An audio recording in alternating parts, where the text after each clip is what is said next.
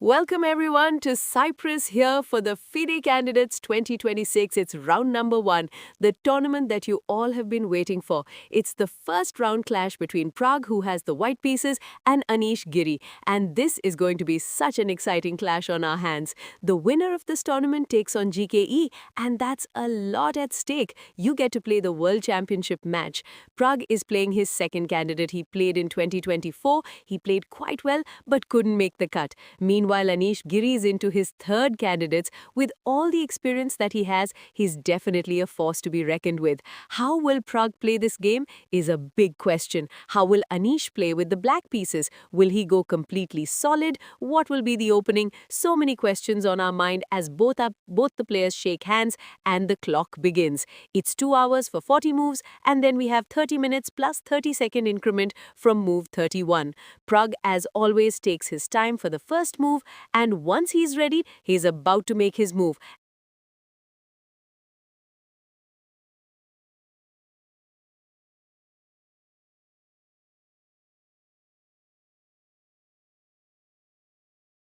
Pragg with the white pieces opens with a pawn to e4.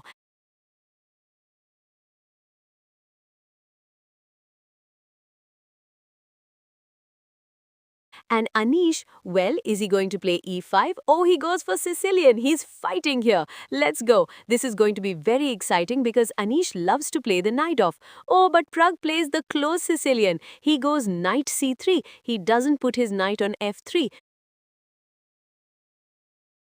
Very interesting. Pawn to d6 by Anish. He's like, okay, Pragg, even if you go knight f3, I want to stay in the knight off territory. And now pawn to f4. We have the Sicilian grape.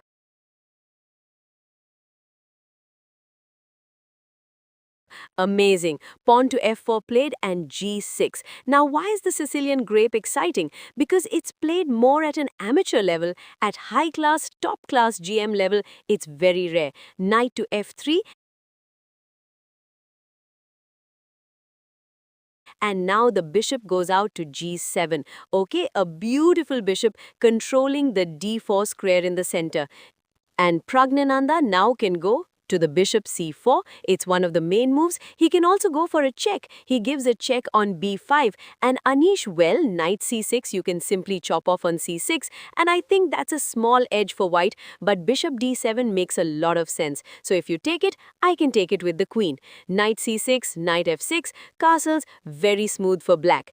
a4 played by Pragg. Notice if you take it back, it opens the a file. It takes away the c6 square from your knight. So it's not perhaps the best move. Knight c6 comes out and he's controlling the d4 square.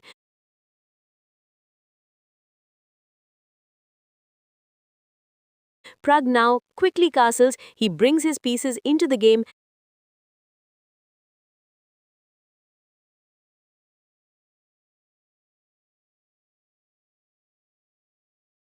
and pawn to a6. Yeah, he attacks the bishop here on b5 and bishop c4. The bishop is on this diagonal here.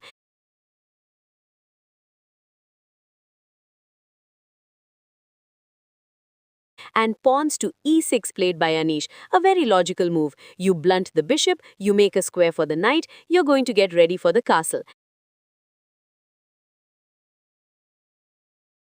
And Pragg now plays his pawn to d3, opening up his bishop.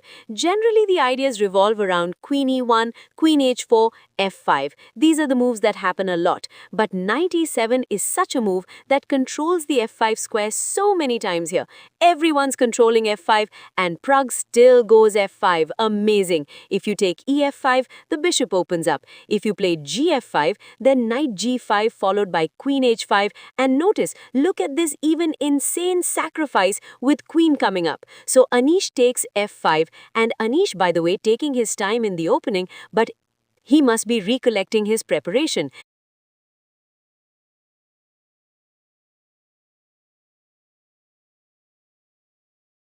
And now queen e1 makes a lot of sense. You're looking here, you're also ready to jump to h4. h6 could be a move, but just think about it. If you went knight g5 here, then knight e5 is very strong. That's the reason why queen e1 and very quickly bishop e6 played by Anish. Anish's preparation is so good, so good. E takes f5, taken here, and the queen already looks on the e file. Pawn takes important because if you take with the knight, then this comes with a check. And bishop takes c4, dc4 is an advantage to white. So takes, bishop takes e6, and once again, if you think about it, Anish Giri has managed to stay fine even after his opponent has surprised him. This just goes to show the level of effort that goes to prepare not just for the candidates, but to be a top player. I'm pretty sure he looked at it at some point, and now in 26 minutes,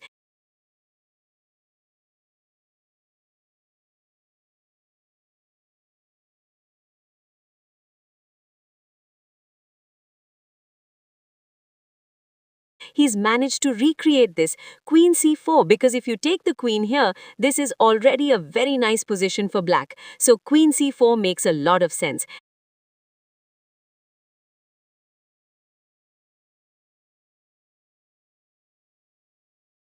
And now Anish Giri goes long castle. He castles long in this position and connects the rooks. Pragg has still used only 6.5 minutes, and quite a bit of it might be walking around, so he's definitely in his preparation.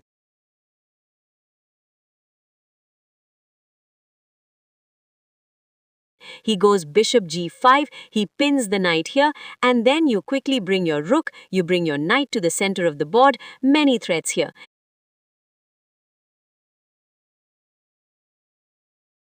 He plays rook d e8. So let's take a bit of stock of this position. The pawn on f5 is isolated and a bit weak, but in return, the compensation for it is the activity that black has. Rook a e1 played by Pragg. He brings his rook to the open file.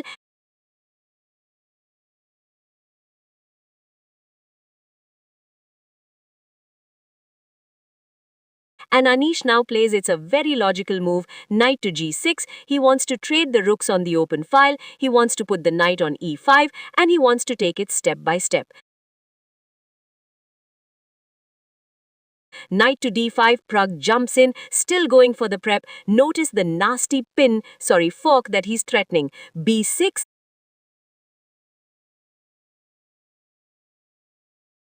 and of course, Anish quickly moves his king to b8, and Pragg, well, how does he put some pressure? Sometimes, the players, they prepare in opening just to give surprise to their opponent. It's not that there is a concrete edge they have. Modern chess does not work like this, or modern openings, you can say. The more the idea is to somehow surprise your opponent, and if your opponent is surprised enough, you get an edge.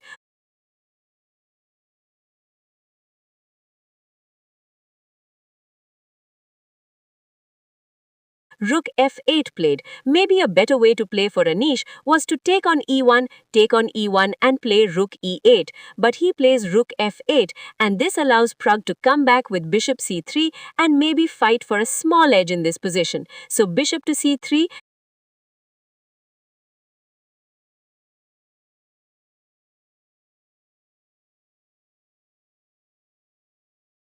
And now pawn to f4. He pushes forward, gaining space. And maybe it's not needed.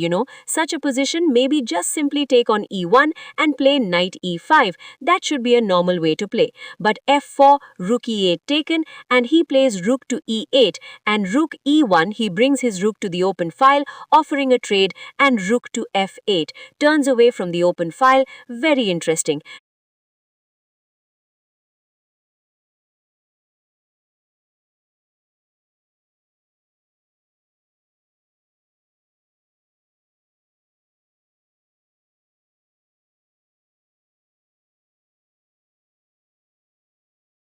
Now what should white do here?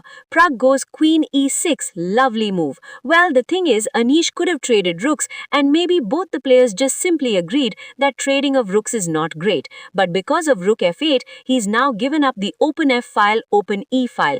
Queen takes c6,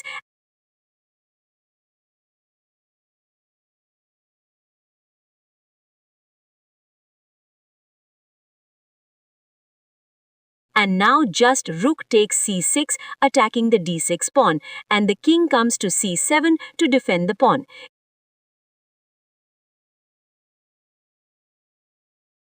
Is Anish doing okay here in this position?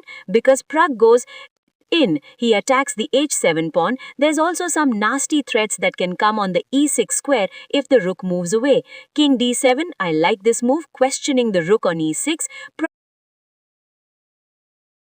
Pragg needs to move the rook away.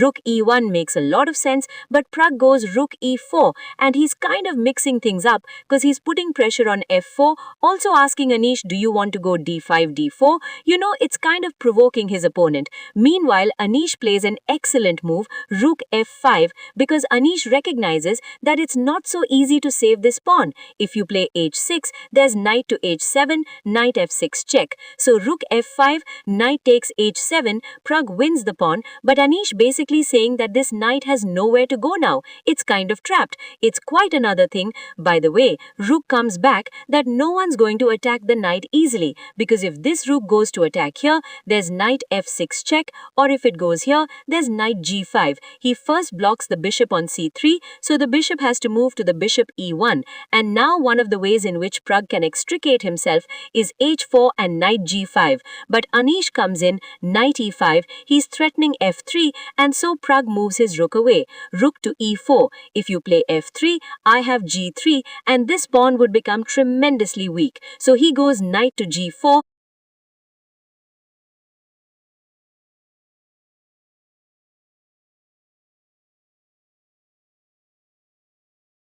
He's coming in knight e3, he attacks this pawn on c2, but c3 he plays it calmly, and the threat is to take, and take on d4. That's what he wants to do.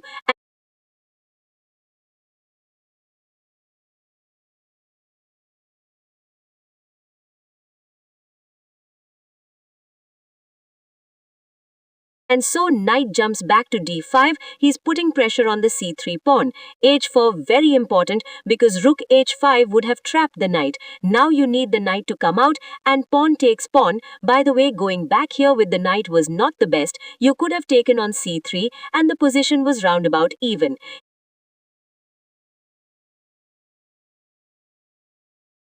He takes back, and now rook h5 played, but knight g5 is coming, and somehow the position is sharpening up. We are getting closer to time control. Move number 36, and Anish can't take here on h4 because of knight e6, and he's better. This is hanging, this is under pressure, c4 is coming, and Anish going for the knight, he blunders with just 1 minute 45 seconds, and look at Pragg there. He's shocked, he's surprised, like what? What is Anish doing? Because rook e6, he sees that he's totally winning. Rook e6, rook takes knight is what Anish has prepared, but there's rook takes f6. This is what Anish seems to have missed.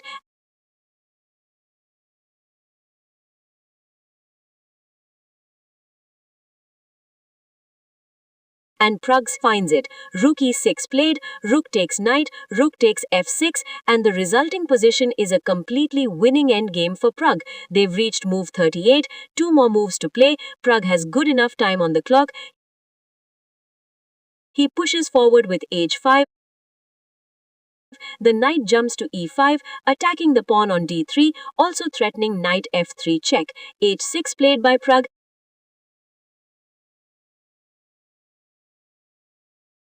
And now Anish on the 40th move gives a check, knight f3, and maybe Pragg is a bit surprised here. But actually, it's fine. He can go king f2, king f1, both are winning. He goes king f1, and now Anish takes, knight takes e1. Rook endgames are notorious for their drawing tendency.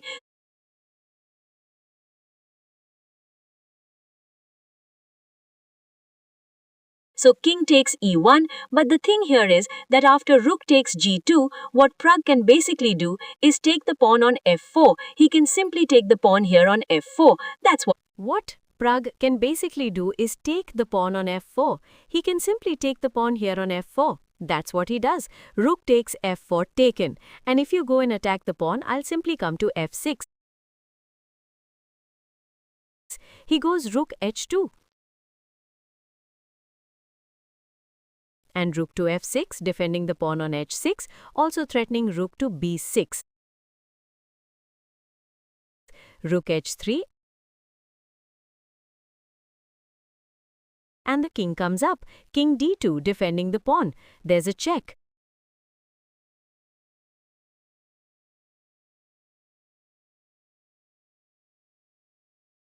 And now king e3. The king is moving up slowly and steadily, and there's just no way for Anish to actually stop the white king. It goes up, and also Pragg can go to b6, a5, rook to b7 is under pressure. He goes up, king e4,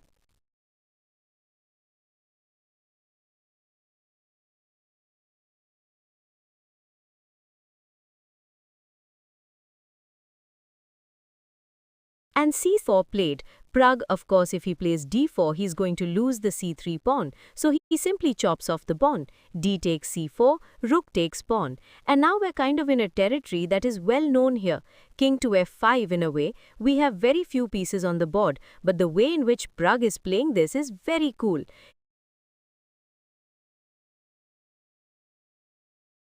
King e7 played.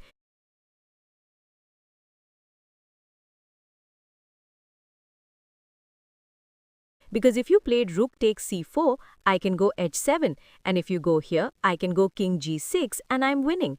I don't need all the pawns on the board. So he goes king e7, rook b6 played, attacking b7. He takes on c4, and now h7 should do the trick, because rook takes b7 next, and then king can come in g6 and it's over. So yes, Pragg goes h7.